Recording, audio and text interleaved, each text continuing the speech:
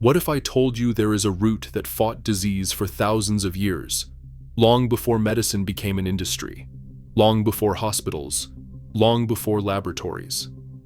A root that cleansed the blood, strengthened the liver, repaired the gut, soothed inflammation, and restored vitality when the body was drowning in toxins. A root so powerful that ancient healers across Japan, China, Korea, Siberia, Tibet, and Europe relied on it as their first line of defense against illness. A root that almost every culture on Earth once recognized, and one the modern world eventually labeled a weed. Not because it stopped working, not because science disproved it, but because it healed too effectively outside the logic of markets and offered prevention where industry preferred prescriptions. This is the story of burdock root, one of humanity's oldest medicinal allies, a detoxifying powerhouse that supported health for millennia, then slipped into the margins as modernity reshaped the meaning of medicine.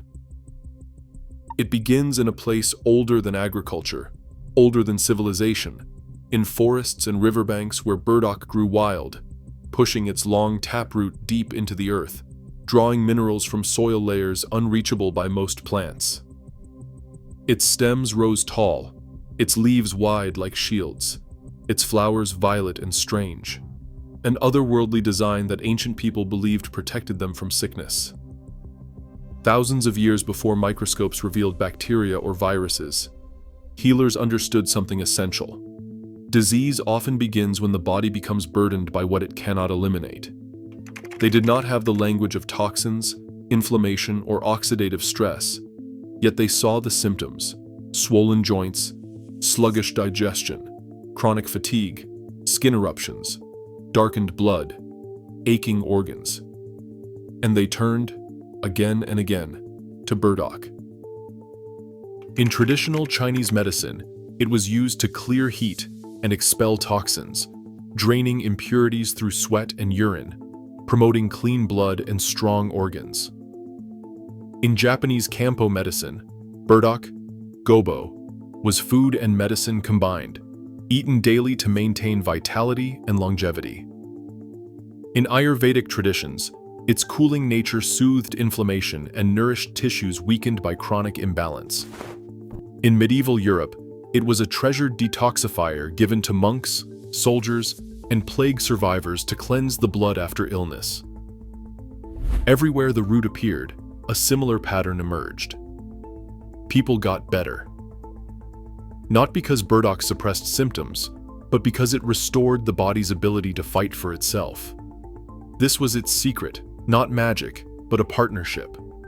Burdock didn't act against the body, it acted with it, gently opening blocked pathways, strengthening organs overwhelmed by modern life, supporting systems that medicine often forgets until they fail. And for thousands of years, that was enough. Healers dug the long, rope-like root from the earth each autumn, washed it in cold rivers, sliced it thin, and dried it in the sun. They ground it into powders, brewed it into tonics, simmered it into soups. They gave it to the weak, the fevered, the chronically ill. They used it as a general tonic for those whose vitality had dimmed under the weight of life. And across cultures and continents, burdock earned a reputation that almost no other plant has held so consistently: the great purifier. It fought infections. It supported liver detoxification. It calmed inflamed joints. It soothed the skin in conditions from eczema to psoriasis. It fed beneficial gut bacteria. It protected the body from pollutants long before the industrial age introduced them in overwhelming amounts. Healers knew it well. People trusted it. And yet today, most people walk past burdock without recognizing it at all. How does a plant so revered, so proven, so globally embraced become forgotten? How does a root once valued as medicine become dismissed as a weed? The answer is not botanical. It is historical. Burdock fell victim to the same forces that erased countless medicinal plants: industrialization, agricultural standardization, market logic, and the narrowing of medical knowledge to whatever can be patented, packaged, or sold. In the 19th century, as Europe and North America reshaped their landscapes for profit and efficiency, wild plants that did not contribute to monoculture agriculture were not considered gifts. They were obstacles. Fields had to be uniform. Rows had to be straight.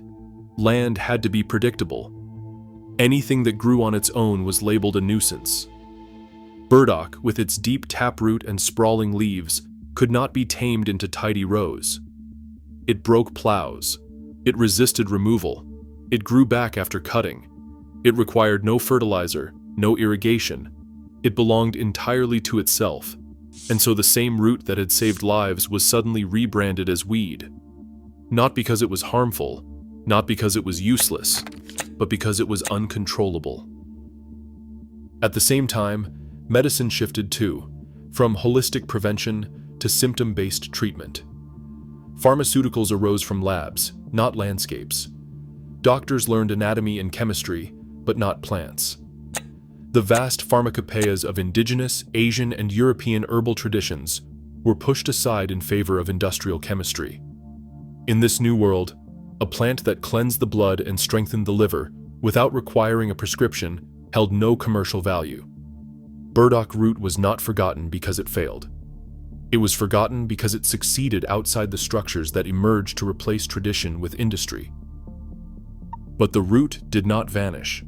It returned every spring, its purple flowers unfurling beside highways, forests, and abandoned lots. It lived in the margins, places the modern world was too busy to notice.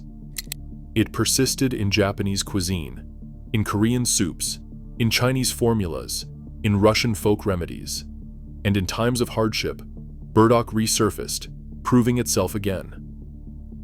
During the industrial pollution crises of the early 20th century, researchers found burdock's roots could bind to heavy metals and help remove them from the body.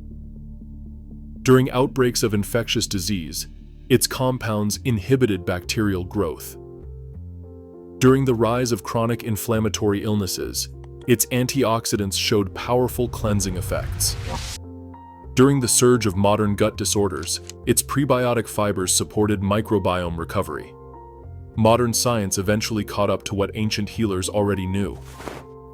Burdock contains inulin, a prebiotic fiber that feeds beneficial bacteria, lignans, which support hormonal balance, polyacetylenes, which inhibit harmful microbes, quercetin and luteolin, potent anti-inflammatory antioxidants, arctein and arctigenin, compounds now studied for antiviral and anti-cancer properties, minerals pulled from deep soil, making the root dense in trace nutrients. Every study confirmed the same truth.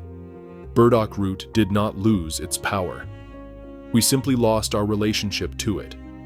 In our attempt to control nature, we erased plants that once protected us.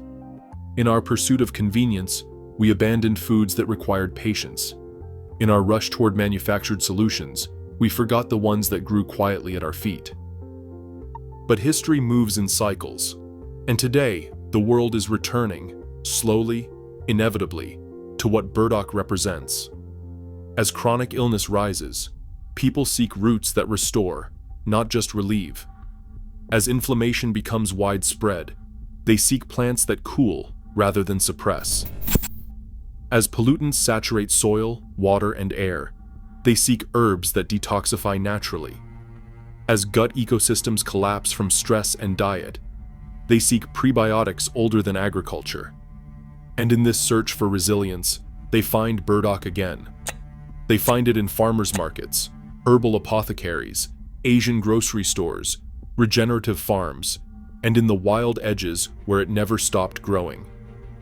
Chefs rediscover its earthy sweetness. Herbalists elevate it as a foundational tonic. Scientists study its compounds with increasing urgency. And the people who abandoned it begin to whisper the same things ancient healers once knew.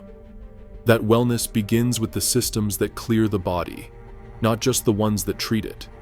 That the root of healing often lies beneath the soil, not inside a bottle. That forgotten plants become essential when the world grows sick. Burdock root fought disease for thousands of years, not because it was exotic, but because it supported the body's intelligence. It strengthened what was weak. It opened what was stagnant. It nourished what was depleted. It asked for nothing in return except to be recognized for what it is: a survivor, a healer, a companion of the human journey. And modernity buried it not because it failed, but because it refused to be controlled. Just like so many ancestral foods and medicines that grew too freely for the marketplace. Yet burdock remains, still vibrant, still potent, still growing in the forgotten corners of a world that once depended on it. The superfood that fought disease never disappeared. It simply waited for us to remember what healing once meant, and what it could mean again.